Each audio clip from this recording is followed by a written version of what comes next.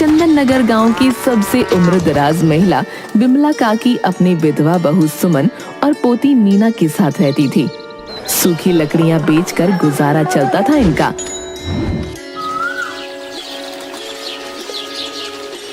बहू, कुछ खाने को है? आज बहुत दिन हो गए रात का खाना खाए। नहीं माँ जी, बरसात के कारण भीगी लकड़ियां बिकती ही नहीं। चल मीना, आज रात भी पानी पीकर ही सोना पड़ेगा। कल तुम्हारे दादा की 50वीं बरसी है। कल ही के दिन तुम्हारे दादाजी की मृत्यु हुई थी। कल हम नदी में स्नान करने चलेंगे। दादी, क्या हम लोग गरीब ही मर जाएंगे? ऐसा नहीं बोलते बेटा, भगवान के घर में देर है पर अंधेर नहीं। रहने दो दादी, अब मैं बच्ची नहीं रही।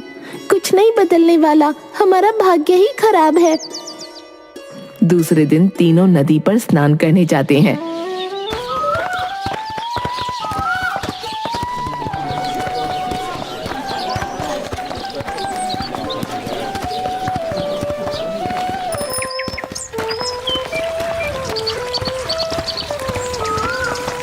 दादी माँ, वो देखो, भूतिया आम का पेड़, उस पर मंजरी।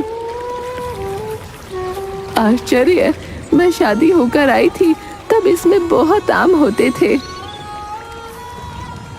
लेकिन एक घटना के बाद पिछले 50 साल से यहाँ की जमीन बंजर हो गई। ऐसी क्या घटना हो गई थी दादी कि आम के पेड़ सहित यहाँ पर जमीन बंजर हो गई? होशियार सिंह का बाप से तेरे दादा ने गिरवी रखी थी जमीन, सूद समेत पैसा लौटाकर वापस ले लिए थे। ये गांव की सबसे ज्यादा उपजाऊ जमीन थी। तो फिर जमीन यकायक बंजर कैसे हो गई? होशियार सिंह के बाप का कहना था कि पेड़ पर आम मेरे हैं, पेड़ में मंजरी मेरे समय का है, और तेरे दादा का कहना था कि मैंने सूद समेत पैसा लौटा दिया तो आम मेरे हैं। दादाजी तो ठीक ही बोल रहे थे। हाँ, दूसरे दिन सुबह सुबह हमारा नौकर गधैया एक आम तोड़ कर खा रहा था। तभी होशियार सिंह के पिताजी ने उसे गोली मार दी और जेल चला गया। तब से ये खेत बंजर हो गया।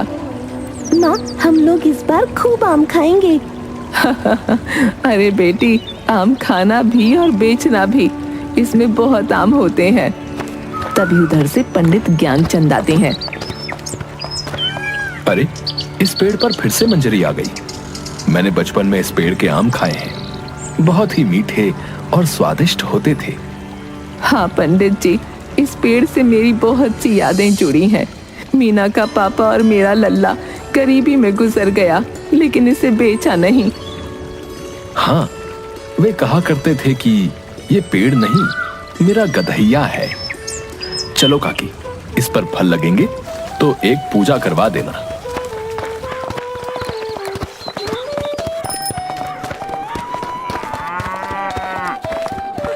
माँ, जल्दी जल्दी चलो, धूप निकल गई है।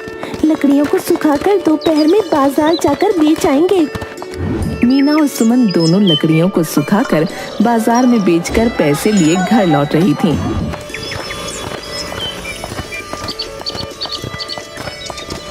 कि बिरजू चोर अचानक मीना के हाथ से पर्स पर झपट्टा मारकर भाग जाता है। चोर चोर चोर, पकड़ो, मेरा पर्स लेकर भाग रहा है, कोई पकड़ो उसे।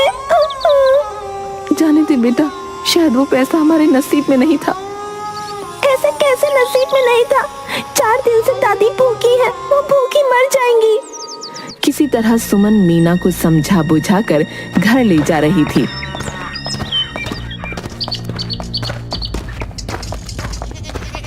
अचानक कूड़े में पड़े भोज के झूठे पत्तल में से मीना बचे हुए खाने को एक पॉलिथीन में भरने लगती है। मीना, ये क्या कर रही हो? पागल हो गई हो क्या? अगर दादी माँ को आज खाना नहीं मिला तो वो मर जाएगी। इस तरह बिमला काकी के घर की हालत बद से बदतर हो जाती है। 1.5 महीने में फल तैयार हो गया।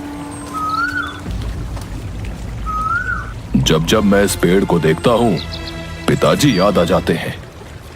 मेरे पिताजी को इसी पेड़ के कारण अंतिम दिनों में जेल जाना पड़ा था।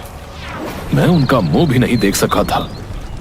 कोई बात नहीं मालिक, मैं आज रात ही सारे आम तोड़कर आपके गोदाम में पहुंचा दूंगा, आप टेंशन ना लें। मुझे तुमसे यही उम्मीद है। रात में बिलुआ बिरजू चोर और खिरजू चोर को लेकर भूतिया आम के पेड़ के पास पहुंचता है।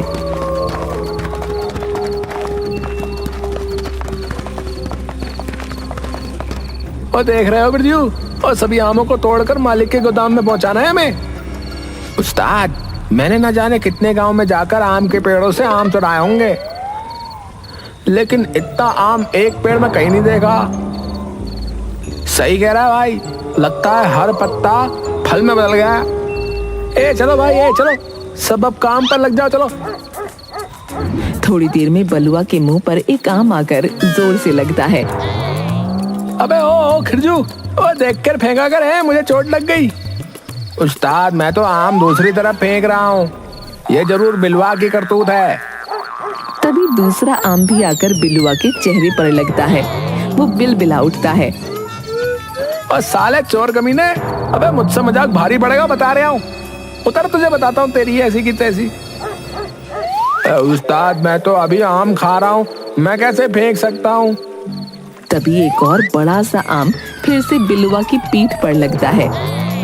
कमीनो, है अभी तुरंत पेड़ से उतरो, उतरो, मैं तुम्हें बताता हूँ कि निशाना कैसे लगाया जाता है, उतरो। एक एक करके आम खिरजू और बिरजू दोनों को लगते हैं। ए कमीने खिरजू, ए रुक, अभी मैं बताता हूँ तुझे, नीचे उतर।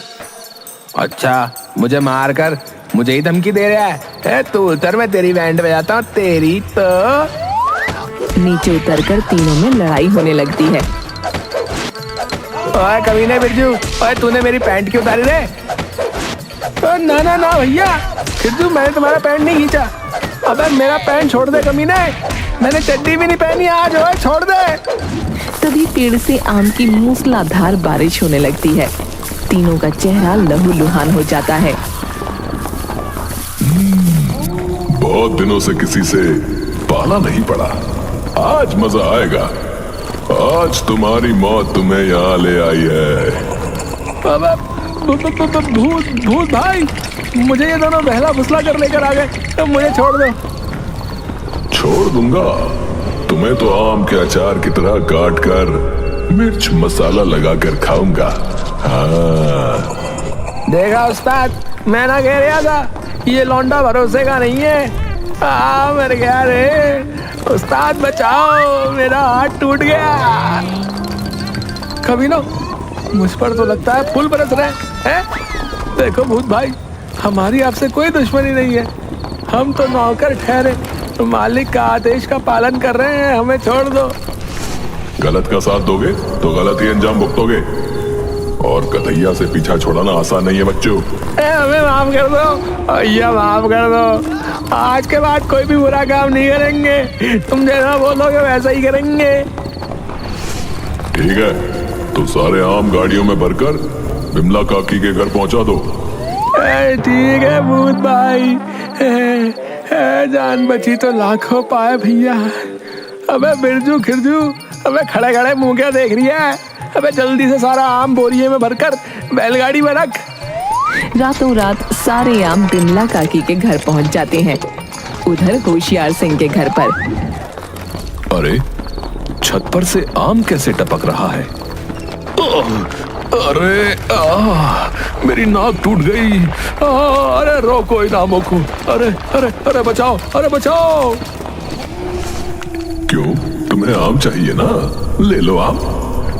तुम्हारे बाप को भी इसी पेड़ के आम चाहिए थे, क्यों? कौन हो तुम? गधैया, नाम तो सुना ही होगा तूने। पर तुम तो मर गए थे ना? हाँ, याददाश्त तो तुम्हारी बहुत तेज है। तो ये भी याद होगा कि तुम्हारे बाप ने ही मेरी हत्या की थी। हाँ, याद है। उसके लिए उन्हें सजा भी हुई थी और उन्होंने जेल में ही दम तोड़ दिया था। उनकी सजा उन्हें मिल गई। मैंने तो कुछ नहीं किया था ना, मुझे छोड़ दो। कुछ करने की सोचना भी नहीं। सारा आम तुम्हारे आदमी बिमला काकी के यहाँ पहुंचा दिए हैं। अगर कुछ उल्टा पुल्टा किया तो याद रखना, मेरा नाम गधैया है। सुबह में मीना जैसे ही घर का दरवाजा खोलती है, खुशी से उछल जाती है। माँ, दादी, जल्दी आओ, बाहर देखो, किसी ने सारे आम हमारे घर पहुंचा दिए हैं।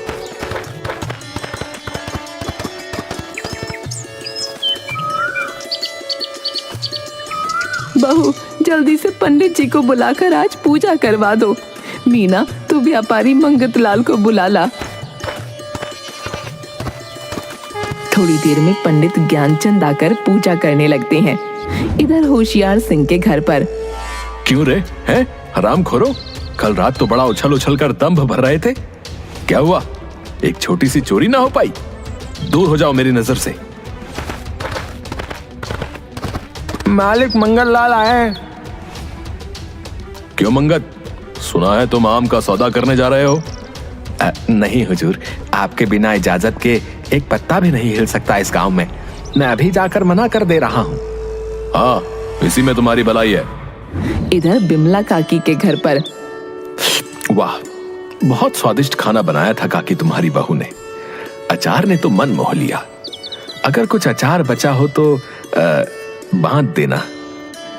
ये अचार मैंने इन्हीं आमों से बनाया है। अभी एक डब्बा अचार पोटली में बांध देती हूँ। तभी मंगत लाल पहुंचता है। प्रणाम काकी। देखिए काकी, आप तो जानती ही हैं कि मैं एक व्यापारी आदमी हूँ, घुमा फिरा कर बात नहीं करता। मैं ये आम जो है वो नहीं ले सकता। क्यों मंगत लाल, इतनी अच्छी नस्ल का आम पूरे बाजार में नहीं मिलेगा। मैंने अभी अभी खाया है। देखिए पंडित जी, आप ठहरे ब्राह्मण पंडित हैं, शास्त्रों के ज्ञाता, पर मैं साधारण व्यक्ति हूँ। मैं ये भूतिया पेड़ का आम नहीं ले सकता भैया। कल को ऊंच नीच हो गई तो मैं क्या करूँगा? मंगत लाल लाख समझाने पर भी सौदा नहीं करता और चला जाता है। बिमला काकी, पड़े पड़े ये आम तो 10-15 दिनों में यूं ही सड़ जाएगा। मैंने कहा था ना दादी, हमारा भाग्य ही खराब है। अब क्या होगा? बेटी, तेरा भाग्य खराब नहीं, जिसने ये आम नहीं लिया उसका भाग्य खराब है। इन सब आमों का अचार बना दो, फिर ये महीनों तक रह जाएंगे। और मेरा दावा है, इतना स्वादिष्ट अचार कहीं नहीं मिलेगा।